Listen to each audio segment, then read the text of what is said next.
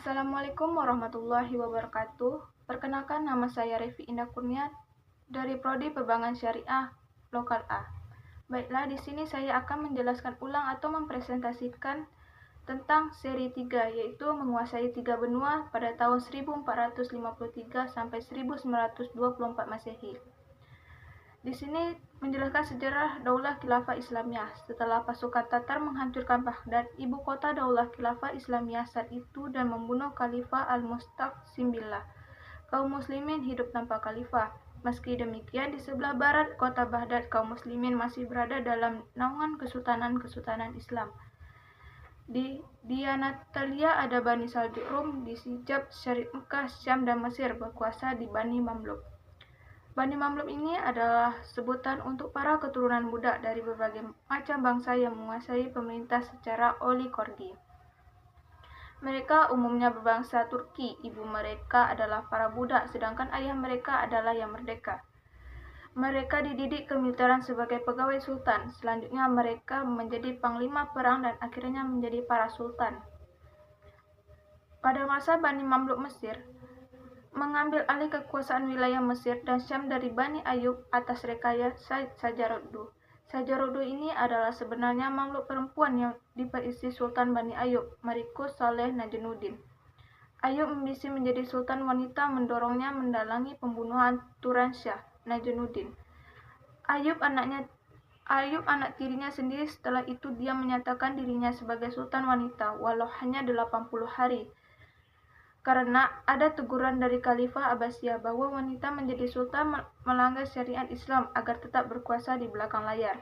Ia menikah dengan Izzuddin Ayyub yang menjadi sultan Mamluk pertama dengan gelar Al-Malik Al-Mu'izz. Namun Izzuddin Ayyub dibunuh juga oleh istrinya sendiri, Sajaruddu.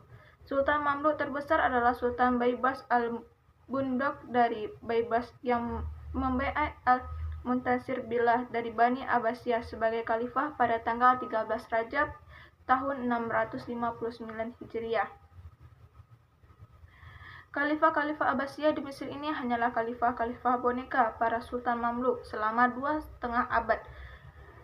Khalifah-khalifah semacam ini sering terganti mangku jabatan khalifah mereka. Sudah cukup senang jika namanya dicantumkan pada mata uang dan disebut namanya dalam khutbah-khutbah Jumat di Mesir dan Syria.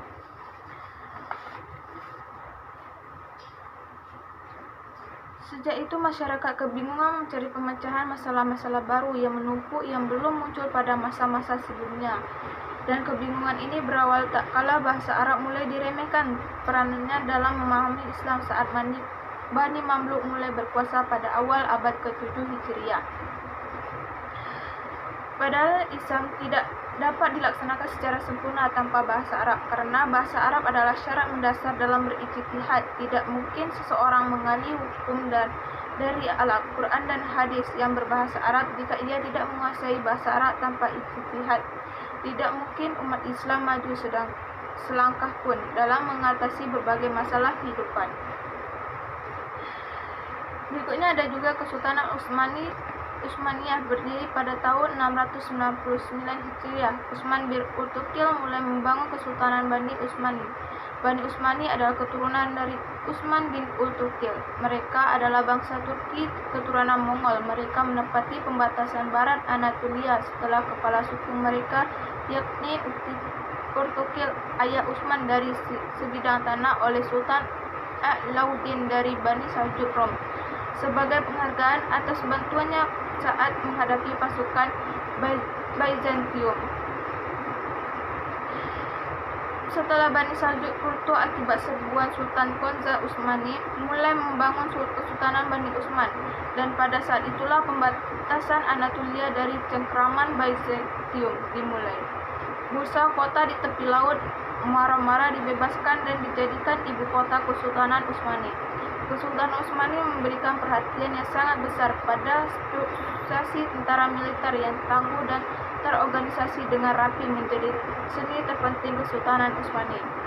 Maka tidak heran beberapa lama pasukan Utsmani mulai memasuki daratan Eropa dan membebaskan kota Gallipoli dipimpin Sultan Orhan bin Utsman. Pada tahun 855 Hijriah, Kesultanan Utsmani dipimpin oleh Sultan Muhammad bin Murad kedua yang dikenal dengan nama Muhammad Al-Fatih. Pada saat itu menjadi sultan, usia beliau baru 22 tahun. Gelar Al-Fatih yang berarti sang penakluk diberikan setelah Sultan Muhammad berakhir membebarkan kota Konstantinopel pada tahun 1453 Masehi. Konstantinopel adalah ibu kota Romawi Byzantium dan merupakan salah satu kota terbesar dan terpenting di dunia saat itu. Perang ini membuat Konstantinopel mempunyai nilai strategis dalam percetakan politik dunia. Konstantinopel yang dibangun pada tahun 330 Masehi oleh Kaisar Konstantin ini dikelilingi lautan dari 3 sisi sekaligus, yaitu Lautan Marmara, Silabus Pond, dan Tanduk Emas. Berikutnya pembebasan Serbia pada tahun 864 Hijriah atau 1460 Masehi. Setelah membebaskan Konstantinopel, Sultan Muhammad Al-Fatih membebaskan Serbia, sedangkan di Andalusia kekuatan kaum muslimin melemah akibat perpecahan antara mereka. Kota-kota Islam seperti Toledo, Rabu, dan Setila disebut kembali oleh Salim. Tahun 886 Hijriah, Ratu Isabella dari Konstantia yang menikah dengan Raja Ferdinand dari Orangan menyerbu Arganda, satu-satunya wilayah di Andalusia yang masih berada di bawah kekuasaan kaum muslimin setelah 11 tahun peperangan. Kebangkitan Eropa awal abad 13 Hijriah, yaitu antara daulah Khilafah Utsmaniyah dan negara-negara non-Islam mulai berayun-ayun di Eropa. Mulai muncul kebangkitan dan hasil yang mulai tampak. Ini terjadi karena Eropa telah meninggalkan abad pertengahan, yaitu abad ke-5 sampai 15 Masehi di bawah dominasi gereja dan melangkah ke abad modern sejak abad ke-16 Masehi. Revolusi industri. Revolusi ini membawa pengaruh besar dengan inovasi-inovasi baru yang banyak beragam, di antaranya mesin uap, pengambun yang ditemukan James Watt, mesin printer Ott yang ditemukan oleh Rickert, motor listrik ditemukan Michael Ford. Di tengah-tengah kaum muslim terjadi kemunduran pemikiran kaum muslim. Tidak bisa membedakan antara iptek yang bersifat universal dan boleh diambil dimanapun, termasuk dari Eropa, dengan hadra atau peradaban yang merupakan pemikiran atau aturan kehidupan yang harus digali lagi dalam Al-Quran. Konspirasi keruntuhan Khilafah Islam abad ke-19 Masehi. Sejak saat itu, negara-negara kafir menjajah dari Eropa, terutama Inggris, mulai berpikir untuk menghancurkan khilafah Islam dari tanah kehidupan. Perdana Menteri Inggris Israel membuka sebuah Al-Quran yang menjelaskan ke gedung parlemen yang mengatakan bahwa kaum muslim tidak akan dapat dilakukan sampai Al-Quran dijatuhkan dari neraka. Pengiriman misionaris. Pada tahun 1834 berdiri percetakan Amerika dalam Amerika Post di Beirut, Lebanon, yang merupakan salah satu aktivitas Muslim Protestan terutama di Amerika. Kaum Roma juga mendirikan percetakan Katolik di Lebanon pada tahun 1853 Masehi.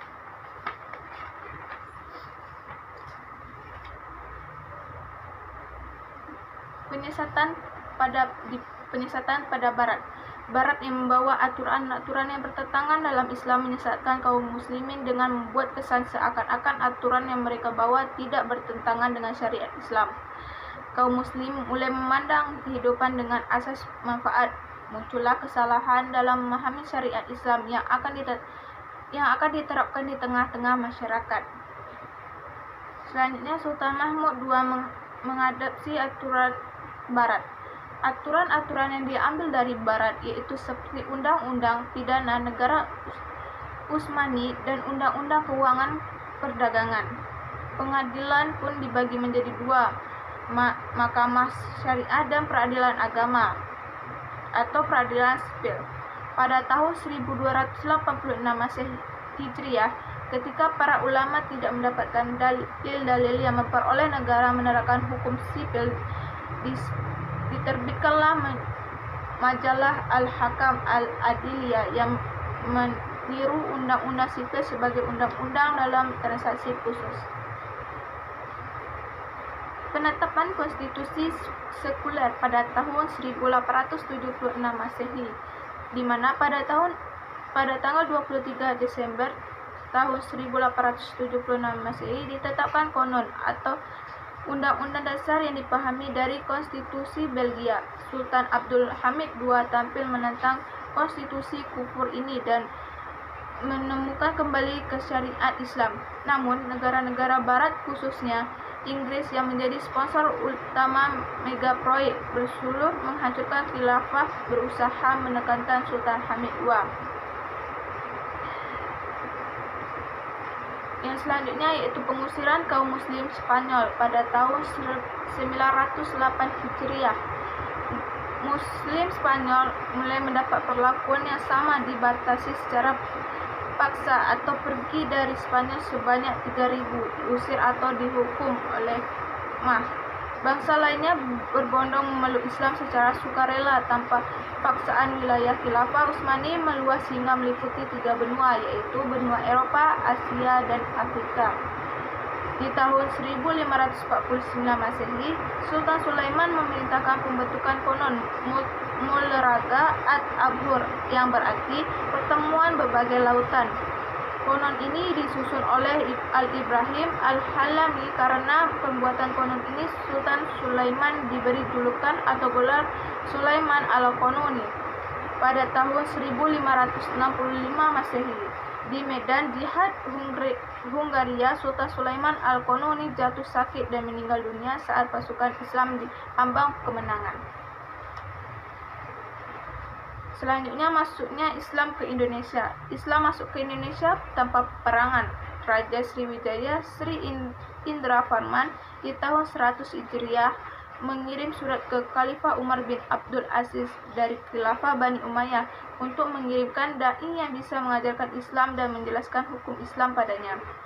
Para dai yang sebagian besar perdagangan bebas mendakwahkan Islam kepada penduduk dan penguasa di Nusantara yang beragama Hindu, Buddha, juga animisme pelan namun pasti. Penduduk mulai menerima Islam sebagai agamanya. Terdapat kesultanan di Indonesia, yaitu di tanah Sumatera, Kesultanan Samudera Pasai dalam Darussalam, Kesultanan Aceh Darussalam, Kesultanan Alam Minangkabau, dan Kesultanan Palembang. Kesultanan di tanah Jawa, yaitu terdapat Kesultanan Demak, Kesultanan Pagang di Solo, Kesultanan Giri, Kesultanan Mataram, Kesultanan Cirebon, dan Kesultanan Banten. Di Madura itu terdiri Kesultanan Sumeng. Di Maluku dan Irian Barat Kesultanan Ternate dan Tidore. Sedangkan di Sulawesi berdiri Kesultanan Buton, Kesultanan Gowotulu, Lunggu, Sompeng, Wojo, Bone, dan Kesultanan Gorontalo.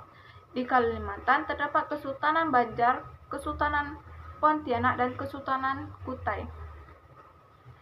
Di Nusa Tenggara, Kesultanan Bima, kerajaan atau kadipaten yang dulunya bercorak Hindu Buddha berubah menjadi Kesultanan Islam yang menerapkan syariat Islam. Beberapa kesultanan bahkan tercatat memiliki konon atau undang-undang Islam. Sultan Iskandar Muda dari Kesultanan Aceh Darussalam menetapkan Grand Kutalam untuk memperlakukan Islam ke Sultan Banjar. Di Kalimantan membuat kodifikasi hukum Islam yang dikenal dengan sebutan Undang-Undang Sultan Adam. Pada tahun 1538 Masehi, Sultan Alauddin Ribayut Syah Al-Attar dari Aceh Darussalam pernah mengirim surat ke Sultan Sulaiman Al-Qanun yang dipimpin oleh Husain Effendi yang isinya Aceh mengakui penguasa Utsmani sebagai khalifah Islam dan meminta dana bantuan militer. Sebagai jawaban, Sultan Salim II mengganti Sultan Sulaiman Al-Qanun di bulan September pada tahun 1567 Masehi mengirim ekspedisi militer di pimpinan Laksamana. Kemunduran Khalifah Utsmaniyah. Setelah masa pemerintahan Sultan Sulaiman Al-Qanun, Daulah Khilafah Islamiyah mulai merosot. kekuatan akidah dan futuhat membuat negara eksis dan kuat. Peluang ini tidak dilanjutkan mengembalikan bahasa Arab dalam posisinya unsur penting dalam pengembangan pikiran Islam dan syariat mendasar. Bahasa Arab hanya diposisikan dalam bidang penganggaran. Khilafah melemah pada abad ke-12 Hijriah. Sistem-sistem Islam penerapannya sudah menyimpang, hukum-hukumnya tidak mulai lagi. Ini adalah akibat pemikiran yang salah. Melemahnya daulah semakin bertambah dengan tumbuh subur pemahaman keluar dari sufi tentang takdir.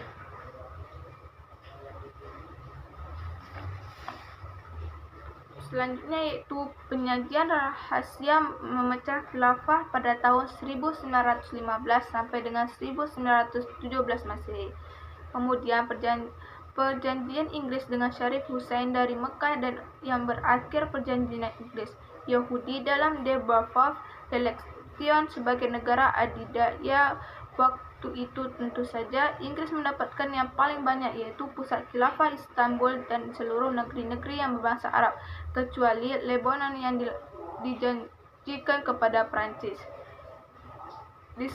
Disintegrasi wilayah khilafah Utsmani 1951 Masehi pada abad ke-18 Masehi. Sejak saat itu akibat kafir penjajah khilafah Utsmani terpecah-pecah menjadi 43 negara kecil, yaitu Maroko, Tunisia, Algeria, Libya, Mesir, Jordan, Aden, Yaman, Arab Saudi, Tunisia, Yemen, Sentral Bahrain, Albania, Yunani, Serbia, Montenegro, dan lain-lain. Penegakan agrari Barat dari keuangan non-analisme untuk menjadi pengeluaran di negeri-negeri Islam, dan inilah murah biayanya daripada mereka menguasai secara langsung. Maka muncullah negara-negara kebangsaan non-theocratic di negeri-negeri Islam dari Maroko hingga Maroke dalam berbagai bentuk pemerintah, mulai dari republik, kemiraan hingga kerajaan. Mulai agen-agennya Barat mulai menerapkan berbagai aturan kapatisme di tengah-tengah kaum muslim agar kemenangan bersifat abadi. Selanjutnya yaitu penghapusan khilafah sekularisasi negara pada tahun 1924 Masehi. Demikian cara Mustafa Kemal, sang pengkhianat yang menjalankan perintah Inggris setelah perjanjian Lucien ditandatangani pada tanggal 24 Juli 1924. Inggris menarik mundur pasukannya dari Istanbul dengan penuh kepuasan. Demikianlah khilafah benar-benar runtuh. Untuk itu pula runtuh Islam sebagai konstitusi negara, sebagai sumber perundang-undang umat, dan sebagai pedoman hidup. Pada tahun demi tahun berlalu kaum muslimin dalam cengkraman jajahan Barat dalam seluruh bidang kehidupan. Barat berusaha mengubur peradaban Islam selama-lamanya melalui agen-agen mereka, baik dijadikan penguasa maupun dijadikan intelektual. Mereka membuat undang-undang yang mengancam setiap upaya mengembalikan khilafah. Demikian tipu daya musuh-musuh Islam khilafah pada tahun 1953. Beliau adalah Muhammad seruan mengembalikan khilafah, yaitu pada tahun 1953 Masehi. Baiklah, sekian yang dapat saya sampaikan. Apabila ada kesalahan, saya minta maaf. Wabillahi taufiq wal hidayah. Wassalamualaikum warahmatullahi wabarakatuh.